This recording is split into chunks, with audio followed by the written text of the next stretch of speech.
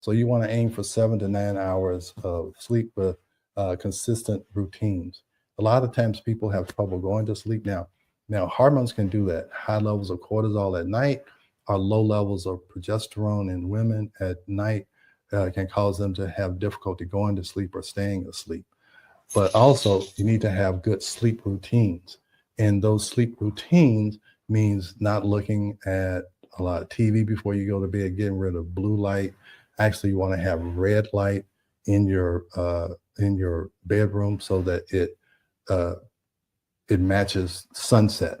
All right. So in the morning, you should have sunlight. And then in the evening, you should have lights that resemble sunset. So those are some tips that may help you to sleep. So your brain thrives on novelty, learning new skills and solving complex problems build cognitive reserve. The brain remains adaptable throughout life. So yeah, I'm learning all kinds of things. I tell you, I'm a YouTube fanatic. I'm a Gaia channel fanatic because I'm learning so much. And every morning I look at an episode of Mystery Teachings. And before I was looking at Inner Evolution, but it's teaching me all of these things about how to connect the spirit and how science is explaining the spirit. And so your brain likes learning, it likes new things, it likes new experiences, and it likes surprises. I'm gonna tell you, I went to Egypt and now I know why I love going to Egypt, because it was a new experience. I've never taken 3 weeks off. I've never been to a country that has so much history and so much inspiration in it. And because I let my wife plan it and I really didn't know what we were going to do, everything was a surprise. And so me and my wife was talking about how we were over there for 3 weeks and we never got tired because we were learning things and everything was a surprise. You walk in those temples, you're like, oh my God. So as much as you can fill your life with learning and surprising, it makes you ageless. All right. Is it time for a commercial? So much information, I don't want to stop, but yes, we can go to a commercial. Hey, all right, so it's a teaser. So look what the next slide says. Weight gain is unavoidable. Hey, you didn't know what I was going to say, but you're leading me right into this. So this is a perfect time to take a break, and then we'll go with myths 5, 6, and 7, and we'll end the show, okay? Sounds good. We'll be right back. All right. We are going to a quick break, so stay with us as we explore the Ageless Blueprint right here on W4HC Radio and Talk4 TV. An ancient secret with a modern twist for better health and vitality. Dr. Taylor will be right back. Taking care of your health shouldn't mean taking a handful of pills every day. At Taylor MD Formulations, they create doctor-developed supplements that combine the best natural ingredients so you get the results you need with fewer pills. Taylor MD Formulations is backed by science, designed for real life with real results. Less pills, better health, doctor approved. Shop now at TaylorMDFormulations.com and discover smarter supplements for smarter health. That's TaylorMDFormulations.com. We are back for more of Ageless Blueprint. Once again, let's join Dr. Taylor for more insights and research on the ancient secret to better health and a better life in modern times.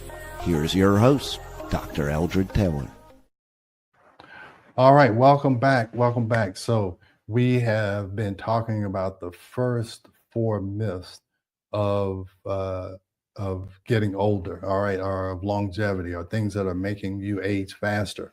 So we want to slow down the aging process. And even if we could back it up a few years, that would even be better. So let's go to myth number 5. We have 7 myths, so we have 3 more to go. So Rebel asked about her waist expanding. So the other thing we think is that, as we get older, we're just supposed to gain weight. Well, I kind of had that thought in mind for a while, but then I figured out that that's not true. I'm not going to stand up, but I like the weight that I am. I'll tell you, during COVID, I gained 40 pounds. Okay. And I'm like everybody else. I just sat home and we ate and, that's what we did. So I gained those 40 pounds. So after that, I I finally got on the scale and saw how much I weighed. And I'm like, okay, I got to change some things. So that's what I did. I changed my mindset and I changed what I was eating. And then I lost 20 of those pounds. And then through some other methods, and we can talk about later, I lost some more, but now I'm at a weight. I don't do anything. I have really kind of changed my mindset. I changed to a plant-based diet, and that has really helped me control my weight. And there's things you can do. I'm not telling you that that's the only diet. There's all these other diets, but the plant-based diet works best for me. So anyway, but let's look at this. Okay, over 70% of the time is hormonal, and now you can change your hormones by by what you eat. If you decrease inflammation, it's going to decrease cortisol, and so cortisol can make you gain weight because if your cortisol is high, you're mobilizing a lot of glucose, and if you're not using that glucose to run out of fight, it's going to be stored as fat. So hormones can do it. Now, estrogen increases fat deposition. It makes you hold on to fat. Now, as women get older, and this is my number one message that I've been talking about for 25 years, is that menopause is not caused by estrogen deficiency. It's not because you don't have enough estrogen. It's that your estrogen and progesterone is out of balance. So you have too much estrogen with the amount of progesterone that you're making. And so this estrogen stores more fat. So almost all menopausal women will tell you, I won't say all, but majority, maybe 70% will tell you that they started to gain weight after they went through menopause. And it's this shift in the hormones that did that. Also, it can be accumulated stress because by the time a person goes through menopause, they've had problems with finances and kids and husbands and all of these things. So all of this can lead to increase in weight as you get older. So faster metabolism with balanced hormone. So if we can look at the hormones of metabolism like thyroid and cortisol, and then also the sex hormones. And then also, now let me tell you what GLP-1s are. So GLP-1s are glucagon-like peptide. So really what they are doing is they are stimulating your own peptide, all right? It's called the, what did I just say? Glucagon-like peptide. So it is trying to stimulate your production of glucagon. Now, glucagon, what that does, it slows down stomach emptying so you feel full faster. It also drives glucose into the cell so that even though you're eating less, more glucose gets into the cell, so where it can be utilized. And that's how it decreases your hemoglobin A1C. And also it changes your mindset. Okay, it makes it where, and I'm just going to be honest with you, is that we offer the GLP-1s in our office because I understand that it is not, I don't think it's damaging physiology. It's actually helping you to enhance your own physiology. So I did those for about 6 months.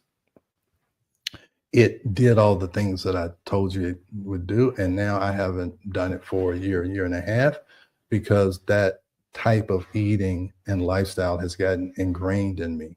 So that's the goal of those. It's not a goal to be a long-term process. It should make your habits change. And if you can maintain those habits, because I lost my taste of meat because I took the GLP-1. And so I continue to have lost my taste for meat. So, and for me, that works well. For somebody else, it may not work well. So I'm not advocating one thing or another, but I am saying that some people can use GLP-1s and it can be a great benefit to them long-term without necessarily staying on the GLP-1s. And even if you need to, we try to tell people, instead of once you get to your normal weight, we want you to stretch those out. Because I believe when people lose that weight, they get a new lease on life. And that's why I think it's a part of being ageless, is learning how to control your weight. Because once you gain a lot of weight, it slows you down and it increases inflammation. All right. Just excess fat increases inflammation. And we know inflammation is deadly. So I'm a proponent of using the GLP-1s, but I'm not a proponent of it being a crutch that you have to stay on for the rest of your life. All right. I don't believe anything should be like that. Is that once you get back in balance, you should be able to handle anything without any unnatural outside influences. All right. Any questions on that? I want to get that because people have these mixed opinions on GLP-1s, and that's just my opinion. You can have a different opinion, and when a patient comes in and says they don't want to do it, I want to make sure they totally understand it. Is that you always are weighing risk benefit. So if a person is 150 pounds overweight, then the risk of a GLP-1 is minuscule compared to being 100 pounds overweight or 40 pounds overweight. So now, if someone comes in and they're 5 pounds overweight, I'm not going to give them a GLP-1. I mean, give me a break. Okay. So you have to be reasonable in your decision making. And that's how I believe. So let me get through with this. All right.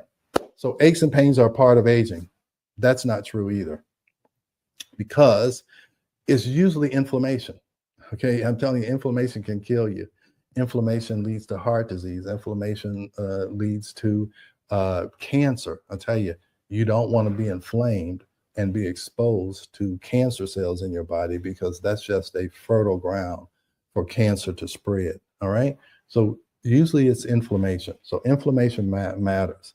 Chronic inflammation through processed foods and toxins and stress, and all of it leads to stress. Reducing inflammatory triggers can decrease pain by up to 70%. So just changing your diet can decrease your inflammation. So you don't necessarily want to be taking Advil and all of these anti-inflammatories, because we know that can damage your gut. And so we want to be able to handle inflammation as naturally as possible. But hydration heals. I mean, you need to think, you need lubricants, and water lubricates all of your joints so that that they can move freely. Okay, so you have to have some type of lubrication, and water is our lubrication. We're 70% water. So we need to make sure that we are well hydrated, and that's going to help with those aches and pains. That's why when you go to the gym, they tell you to keep drinking water. When you go have a massage, they tell you to drink water, because it keeps toxins moving, and so they can flow out of your body. And movement is medicine. And I'll tell you, it is imperative, if you want to be ageless, is to keep moving. Once you lose your mobility, I'm telling you, it totally contracts your world. I'll tell you, don't go to Egypt if you're not mobile.